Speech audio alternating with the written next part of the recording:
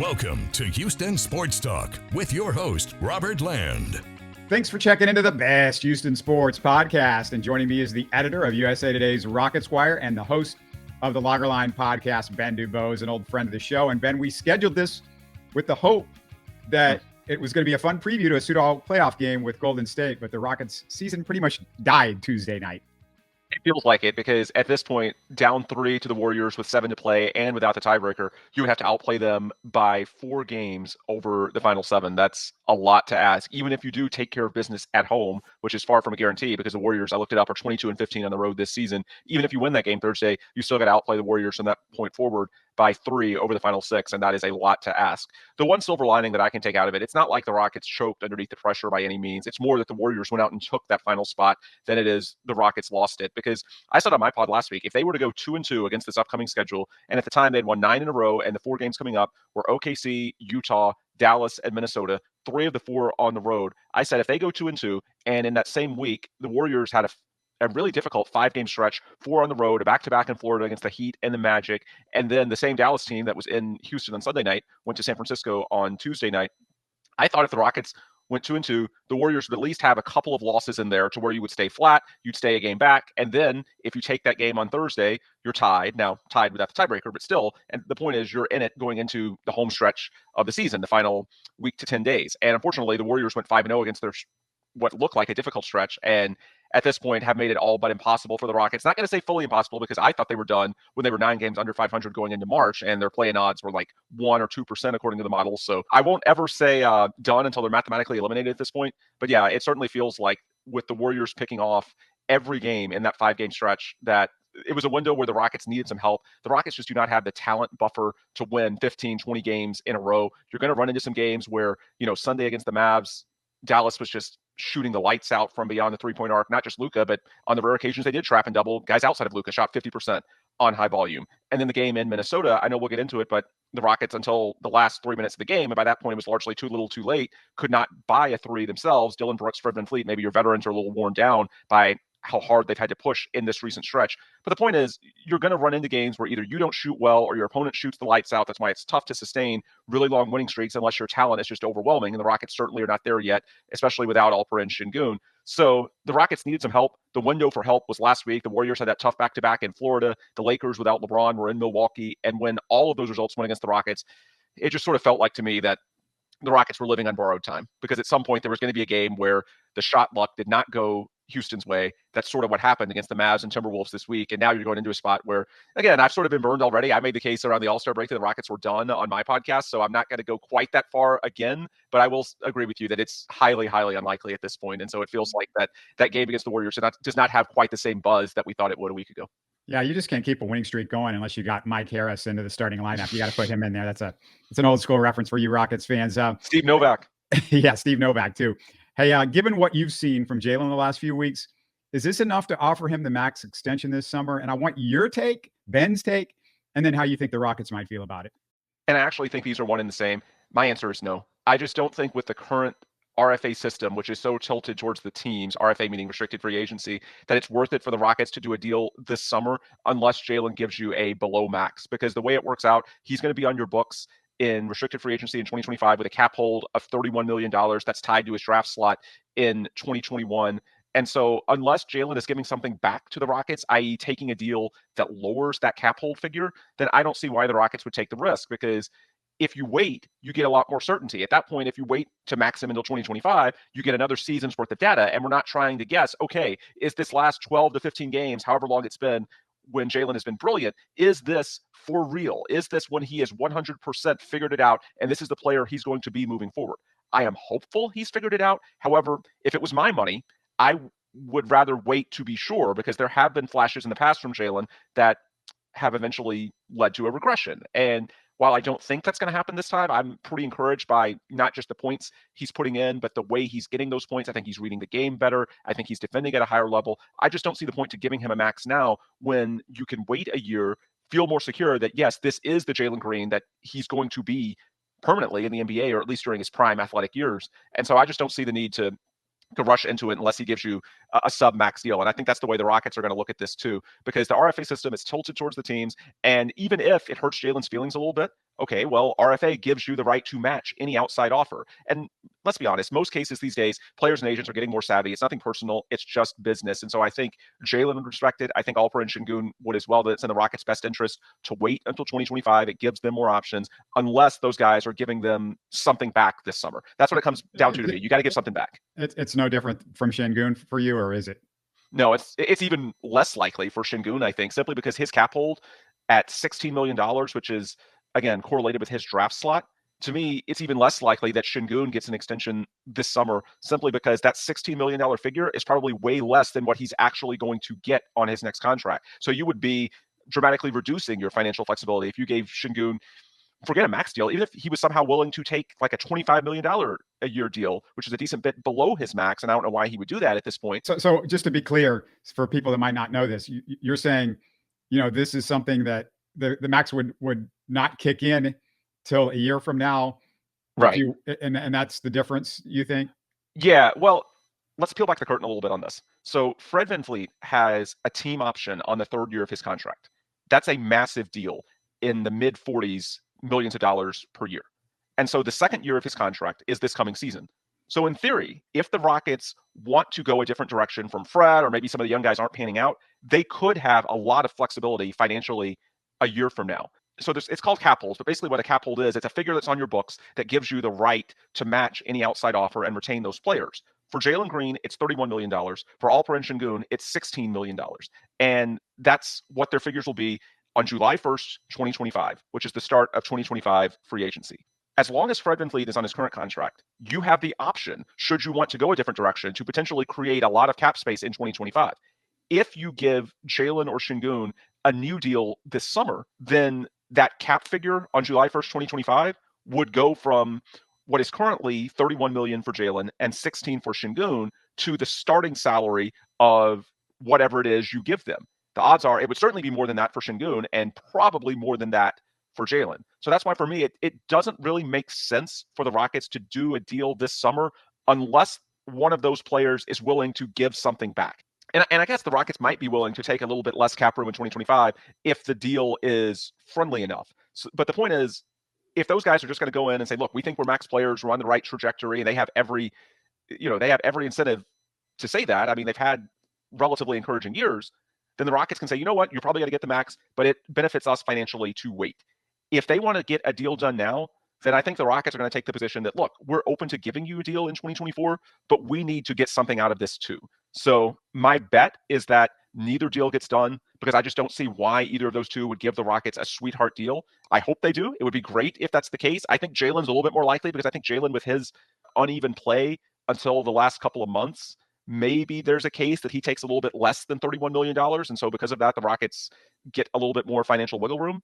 But my suspicion is that with the praise both of these guys are going to get going into the offseason, they opt to bet on themselves and their ability to get a max deal. And I just think if the Rockets are going to give a max deal, it makes more sense to do it in 2025 than 2024. Yeah, a lot of people just might not understand the whole cap hold situation and all that. So I'm glad you explained that.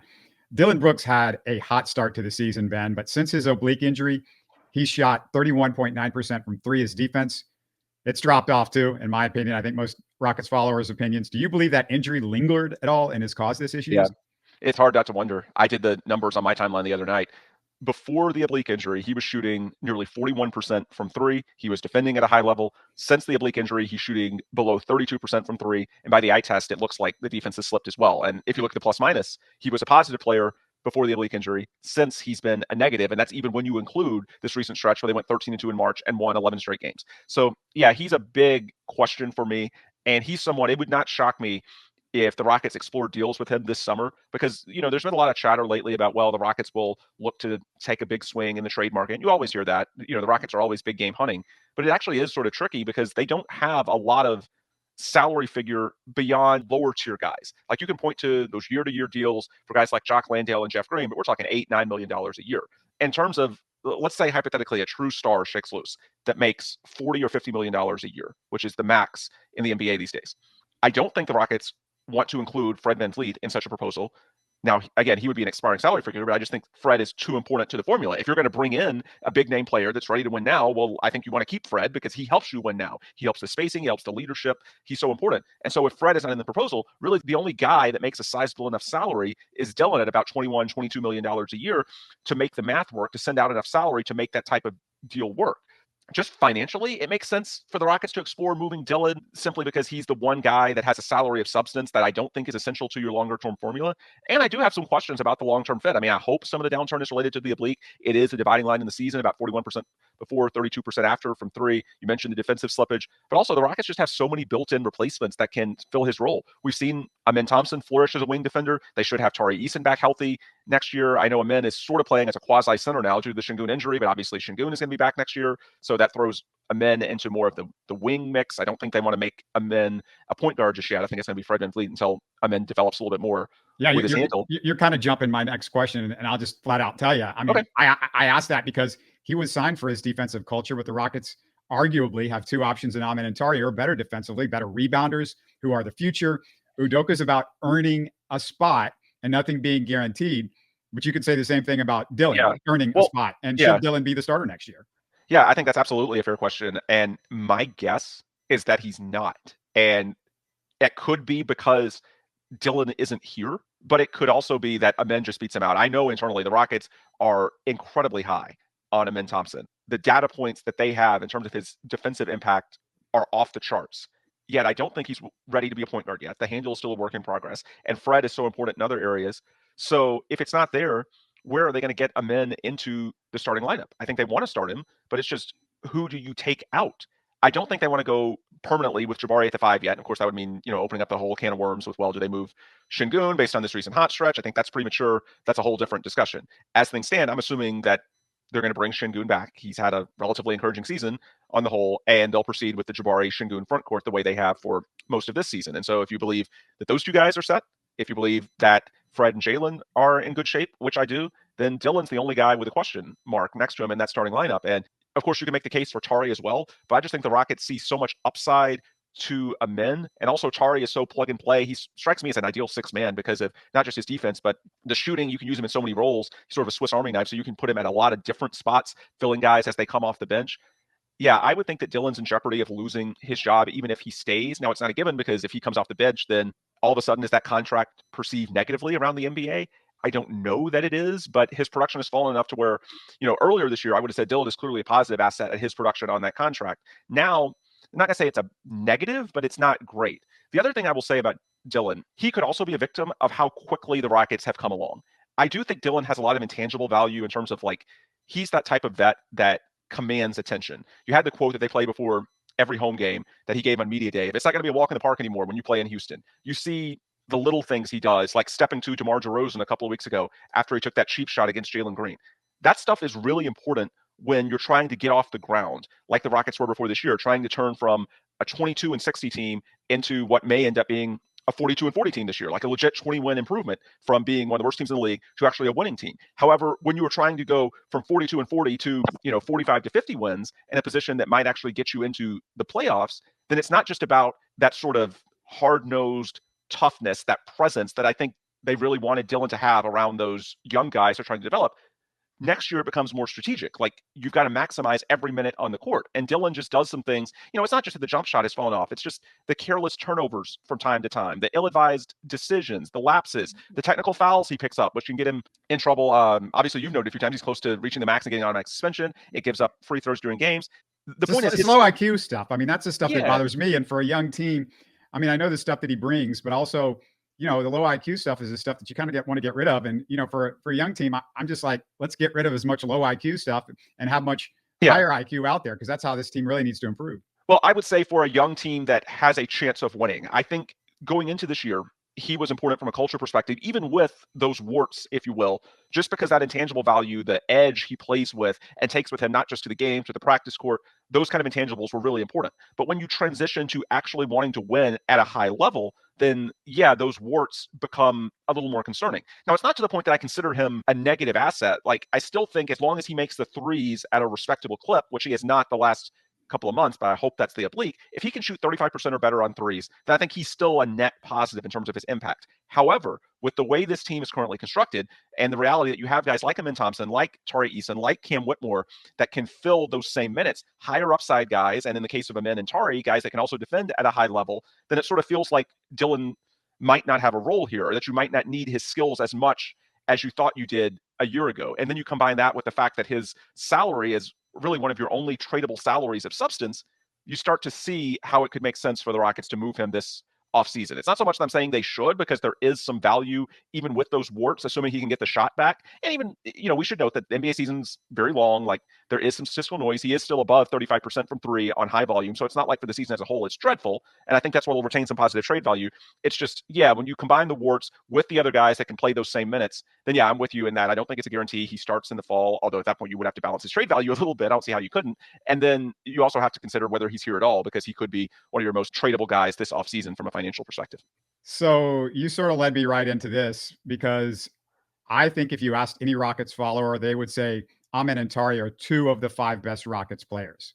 Mm-hmm. And if you want the five best Rockets players out on the floor, those guys should be out there. And I've been asking all my recent guests, who's your five? And it sounds like you might lead towards Amin in the lineup over Dillon with Jabari and Sengun.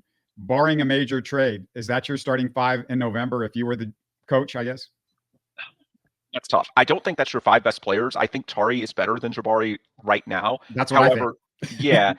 I just think that there are some politics that go with making a change of that substance. And it's not all politics. I mean, that's a part of it, but it's also what's the politics? I mean, the politics are that, Jabari was taken high in the draft, but my contention would be, Udoka has been about guys earning their spot, and he doesn't care who you are or what you did or whatever. And Tari is just a better player. And frankly, and Ben, you know this, they're very high on Tari. You can speak to that. And the analytics love Tari and they love Amin. They do. However, I would also point to Jalen Green as a cautionary tale, because there were a lot of people, including myself, I was open at the All-Star break to benching Jalen for Amin Thompson or Cam Whitmore. Ultimately, I just didn't think the juice was worth the squeeze. And since then, Jalen has really taken off. And it's not just about, it's a complicated question to answer, because it's not just about how the player feels. That's part of it, but it's also about the consistency of role. And I think, they're trying to get Jabari into a spot with the starters to where he's playing off ball a lot more. They believe that three-point shot can eventually get into, the upper 30s, near 40%. The roles that Tari and Jabari have sort of played to this point in their career, Jabari can sort of get those open looks off of the attention and the drives that guys like Jalen and Fred, and Sengun's not a driving threat, but he obviously can command double teams. And so it helps him with a certain simplicity of role. That's what I keep coming back to, as opposed to. I guess this is where you and I differ. What I see Jabari, I see him having a lot of difficulty playing the role player as a guy that was the main guy at Auburn, taking all the shots. And he just hasn't got there yet, as far as, hey, you're only going to get to shoot when you're open and there's a three-point shot, because we have Sengun and Jalen, and they're going to be the guys that are the primary part of the offense. And my belief is Jabari would be helped more than anybody by going to the bench and maybe getting some more shots. It doesn't mean he can't work his way back into the rotation. There's nothing permanent, but it just makes sense to me that to utilize the most of Jabari and get him shooting the ball more, it would help him to be away from Sengun and Jalen a little bit. I disagree with you on that, because if you go back to Jabari's days at Auburn, he actually wasn't the lead guy. There were a lot of people that criticized, I'm blanking on the names right now, but the Auburn guards the year that Jabari was there. Yeah, but he was the star of the team. He was the star of the team, but I'm saying if you looked at the way they played offensively, he was not a crazy high usage guy. And a lot of people blamed it on the guards. Some of it was just, it's not Jabari's playing style. He doesn't have the handle. There's a lot of work in progress. He didn't have the strength, and that's something he's still working on to get his shot off in a lot of matchups. And so he needs other guys to create the advantages for him. He needs more strength, maybe defensively sometimes, but offensively, the problem with Jabari is he's just not making shots. He's wide open, and he's missing way too many wide open shots. And even if you're on him a little bit, there's nobody that's going to block that shot. Hardly anybody in the league can get up there and block the shot. He holds it high. He's 6'11". I mean, he's got a high release. These are shots that, if he was the shooter that we thought he was, which he just hasn't been so far, he improved a little bit this year, but still, you need him at 40. The guy that you drafted, for him to be as good as a top 3 pick, he needs to be a 40% shooter, bottom line. I would agree with that in the long run. Now, I will disagree with you that it's not a factor on offense because you do see guys knock him off his spots. You can get him off balance. And I think when you affect his base because he's not able to sort of hold his position. The few shots he gets in the post, though, that's it. Just for the few shots that he gets in the post. Most of his shots are from the 3-point line or him pulling up for a jump shot or something like that. Yeah. Well, I mean, he does, to your point, he certainly needs to shoot better. That's true. And I think he's more aware of that than anyone. And I guess if you want to make the sixth man argument, then even if it's not his strength, then maybe he's better suited if he's going up against backups because those guys aren't as good. I mean, you could make that argument for sure. But I just think that, especially after the way Jalen figured it out, it's not that consistency of role is going to be the only factor, but there's going to need to be a pretty big advantage in training camp. It's not that I think it couldn't happen. It could, but I just think that the way that it's happened to this point in their careers, Tari makes more sense as a bench guy because it's so easy for Tari to sort of create points out of nothing. The steals, the putbacks, the moving without the ball, you need someone that's able to sort of start themselves in an offensive sense off that bench because oftentimes you're not playing with a creator, a playmaker to the extent of Alperen Sengun or Jalen Green or even Fred VanVleet to guide you. So I think Tari's ability to sort of be a self-starter and get some points out of nothing, that's why they've liked him in those bench units. And with Jabari on paper, they think that the three-point shot should come along, and that would make him more of a complementary fit alongside the high usage guys like Sengun and Green. However, I will say to your point, if the split is large enough, I do think, especially next year, where they're going to have expectations to not just get in the play-in tournament, but next year they're going to try to make the playoffs. Like, I don't know if they're going to be in full-blown, like, try to win a title mode, but definitely they're going to try and have meaningful games into hopefully May. Like, they believe they can do that internally, that maybe they don't take the leap that OKC did this year, but that they can at least go from low 40s to high 40s. And so if that's your approach, and it's not just getting off the ground, yeah, you've got to maximize advantages. And if Tari is clearly better than Jabari in training camp, then yeah, unlike this year, where I think there were still some things given based on draft slot, based on long-term, next year, if Tari is clearly better, then yeah, like I will concede that it's possible. I just think that if it's close, then I think they'll sort of defer to the way things are, just for the same reasons they stuck with Jalen. Before they do a change of that magnitude, give the guy every chance to succeed. And the most likely route for him to succeed is in the role that he's been sort of getting accustomed to the last couple of years. Yeah, if the Tari and Jabari that we saw this year come back next year, even if Jabari's starting, Tari's going to be finishing the games. Yeah, and that's the thing too. I mean, who starts doesn't mean who closes, and that's a different discussion altogether. Yeah. The Rockets have this Brooklyn first-round pick. It's a sketchy draft class that draftniks are saying looks like a bunch of role players. I'd be shocked if the Rockets traded any of their core six this offseason, all of whom should be rotational players next year. You add Jalen, Dillon, and Steven Adams, if we assume all those guys are back, and you've got 9 rotational guys. So that brings me to this. What's more likely? The Rockets draft somebody with the Brooklyn pick, or they deal it for a veteran rotational role player? I'm going to say it's more likely that if those are the two options, that they draft, simply because I don't see them dealing the pick for a veteran role player, because I just don't know where the spot is that they could clearly upgrade. When you look at what they've got for next season with Tari and Sengun coming back and Steven Adams coming into the rotation. So let's assume, for the sake of argument, that the starting lineup stays as it has this season. Not saying it will, not saying it should, but just for the sake of this discussion. Fred, Jalen, Dillon, Jabari, and Sengun. Then off the bench, you've got Amen and Cam, you've got Steven Adams, and you've got Tari Eason. That's a 9-man deep rotation already. So I don't see them dealing that pick for just a run-of-the-mill rotation guy when they don't even have, assuming health, a role for that guy to fill. I mean, I guess, you could re-sign Aaron Holiday or try to find some other quote-unquote backup point guard that can spell Fred from time to time and give you another ball handler. Yeah, if you're asking me what I would, my main person I would sign this offseason, I would frankly keep it mostly as is, unless, like you said, you can maybe upgrade the salary spot with Dillon, get somebody maybe a little bit better, potentially trade some of the Brooklyn picks with Dillon and improve that position. But assuming everything else is the same and you can't find that upgrade, I'm of the belief that the thing that they need more than anything is somebody like a Tyus Jones that could help back up Fred, because the one position with everything that you've got coming back next year that you wish you could upgrade is, the Fred's backup position. And I know Jalen's going to be doing a lot of the ball handling and doing that sort of stuff, but you just don't have the guys that you've got. And, Aaron Holiday, he's been helpful this year, and I would love to keep him at the back of the bench, but I would prefer somebody like a Tyus Jones to run the team. And that makes sense, but I just think you can get a guy like Tyus Jones in free agency. Yeah, that's what I'm saying. He'd be my guy I would go after. Yeah, and so you don't need to trade for that. So I would be inclined in that scenario because it's not like there's a clear rotation need just to keep the pick. Now I think they will, as you mentioned, look at trade proposals, but it would be for bigger swings. If you could package that 2024 pick with other Brooklyn assets, with the Dillon Brooks salary, if something big comes along, then you could do a roster consolidation move or asset consolidation, whatever you want to call it. And that could make the pick more valuable to them. I do think they'll look at those in June. But if it's just trade the pick for a role player or keep the pick, it wouldn't surprise me if they keep the pick. Because here's the thing about this draft, Robert. So it's a weak draft overall, but it actually does have a number of like high-end role player types. The reason it's considered weak is because there's not a lot of upside. There's not a lot of guys that scream all-star in terms of the talent base. The Rockets don't need that. They need just complementary pieces, especially if, and maybe the big trade doesn't come along now. Maybe the big trade comes along during the season. Maybe it's a year from now. Maybe it's 2 years from now. But at some point, if the Rockets make this sort of consolidation move for a star, the way that, Tim McMahon and a few people have hinted at, really not just the last few days, for months, people are just talking about the Rockets more because they've had this recent winning streak. Then if you make that kind of move, what do you need? You need to be able to fill rotation spots efficiently and cheaply internally.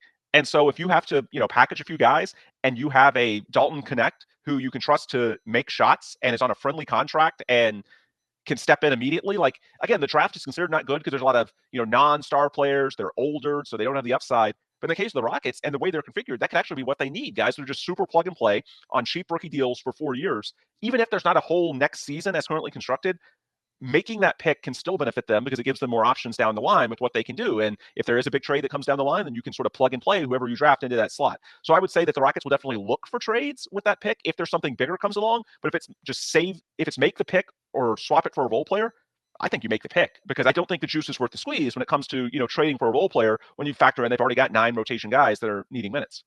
Yeah. And I just want to throw this into the equation, Ben. And I feel like this whole idea, everybody has always talked for the last few years about the Rockets going out and getting a bigger fish. And Tim McMahon, he's guessing, or I think he's talking about old scenarios with the Rockets, not looking at what's going on with Jalen and Sengun right now, and actually what's going on with the league right now, because those big fish don't look like they're going to come, out there. Number one. Right. Number two, if I'm the Rockets looking at what they've got, and they still need more data. You still need to see what they've got next year. But if we're kind of guessing what we're seeing right now, Ben, I believe that unless you're getting a young star that you can put with these guys, and those guys just aren't out there. Typically, they don't get traded. There's not a guy that looks like that's that obvious. You were hoping it was Luka, but they did a great job at the trade deadline, and that's where they're at. I'm not seeing Giannis come loose anytime soon, somebody like that. So unless it's a guy that's a younger, not a 30-something, and there's all these 30-something guys out there, that's not the way you want to build. And going forward with the new CBA, as you know, it's very punitive when you get over a certain thing. So building the old 3-star model isn't going to work as well. The new model, I think, is going to be 1 or 2, preferably 2 stars with as many really good role players, because I think depth right now in a loaded league with a lot of talent and a lot of teams with a lot of depth matters more. Yeah, and a lot of it's going to depend on when we talk about, big swing trades, people throw anyone that's on the fringe of all-star consideration into the same bucket, when in reality, that's not the case. And I think that's where some of the nuance gets lost. Like, I don't think it's all outdated intel. I do think that even now, if a guy that was truly top 10, top 15 in the league came on the market, even if they were in their 30s, the Rockets would be interested because they do not know for sure that any of their core 6 are going to get to that level. So if that guy came along, but the bar is a lot higher than people think. I'll use one example. People have thrown out the name Trae Young, not just for the Rockets, but in a general NBA sense, as the name of a star that might hit the market. I don't think Trae Young is at the tier, and he is younger, but I just don't think he's at the tier where it's worth it to consolidate that many assets. He's a good player, but he's more, top 20 to 30 than he is top 10.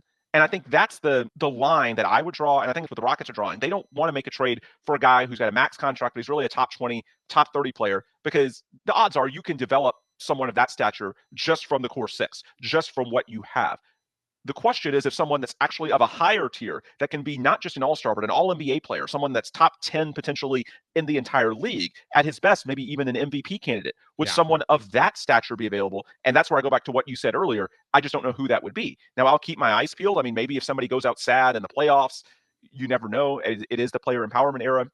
But that's what I think is getting lost. I hate that people are giving McMahon a hard time because McMahon is plugged in. McMahon does his homework. He talks to the right people in the Rockets organization.